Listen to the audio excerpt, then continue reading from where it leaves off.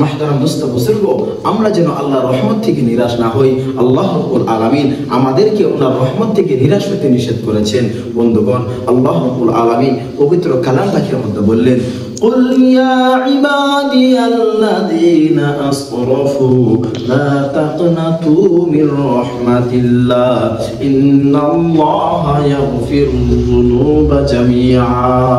আল্লাহ রাব্বুল আলামিন তার হাবিব মুহাম্মদ রাসূলুল্লাহ সাল্লাল্লাহু আলাইহি ওয়াসাল্লামকে সম্বোধন করে বললেন, ওগো আমার হাবিব, আপনি আমার ওই সমস্ত বান্দাদেরকে বলে দেন যারা নিজের নফসের উপরে গুনাহ করে করে জুলুম করে ফেলেছে, লা তাকনাতু মির রহমাতিল্লাহ, তারা যেন আমার রহমত থেকে নিরাশ না হয়।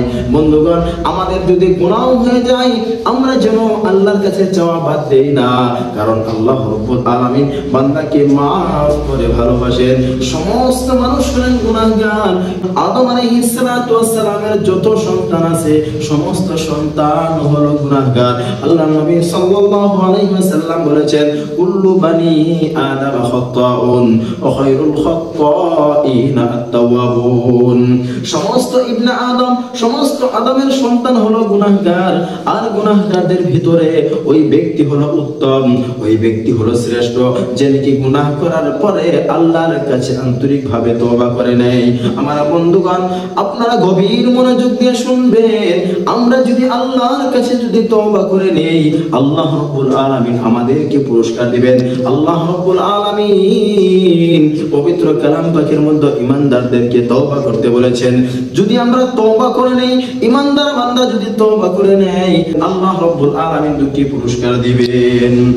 আল্লাহ রাব্বুল আলামিন বললেন, ইয়া আইয়ুহাল্লাযীনা আমানু তুবু ইলাল্লাহি তাওবাতান নাসুহা আসা রাব্বুকুম আন ইউকাফিরা আনকুম সাইয়্যাতিকুম ওয়া ইদখিলাকুম জান্নাতিন তাজরি মিন তাহতিহাল আনহার।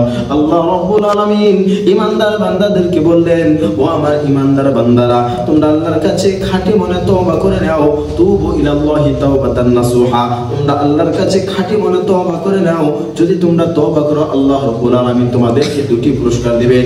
নাম্বার 1, আসা রাব্বুকুম আন ইউকাফিরা আনকুম সাইয়্যাতিকুম, আল্লাহ রাব্বুল আলামিন তোমাদের সমস্ত গুনাহগুলিকে মুছে দিবেন। আল্লাহ রাব্বুল আলামিন 2 নম্বর যে পুরস্কার দিবেন, আল্লাহ রাব্বুল আলামিন বললেন, ওয়া ইদখিলাকুম জান্নাতিন তাজরি মিন তাহতিহাল আনহার। আল্লাহ রাব্বুল আলামিন যে 2 নম্বর যে পুরস্কারটি দিবেন সেই পুরস্কারের নাম হলো, আল্লাহ রাব্বুল আলামিন বললেন, তোমাদের প্রভু তোমাদেরকে এরকম জান্নাতের মধ্যে প্রবেশ করাবেন যে জান্নাতের তলদেশ থেকে ঝর্ণামালা প্রবাহিত হয়ে আছে।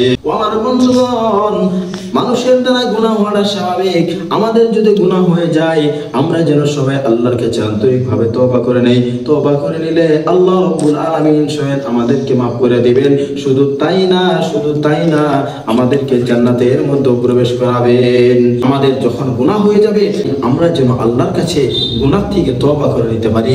আল্লাহর হাবিব সাল্লাল্লাহু আলাইহি ওয়াসাল্লাম বলেছেন, আত-তাইবু মিনাজ যামবি কামাল্লা যামবালা, গুনাহ থেকে তওবা করনেওয়ালা এরকম হয়ে যায় কামাল্লা যামবালা, সে যেন আদৌ কোনো গুনাহ করে নেই। তাই আমরা সবাই যখনই আমাদের গুনাহ হয়ে যাবে, গুনার কাজে আমরা যাব না, যদিও হয়ে যায় গুনাহ, আল্লাহর কাছে আমরা সঙ্গে সঙ্গে তওবা করে নিব।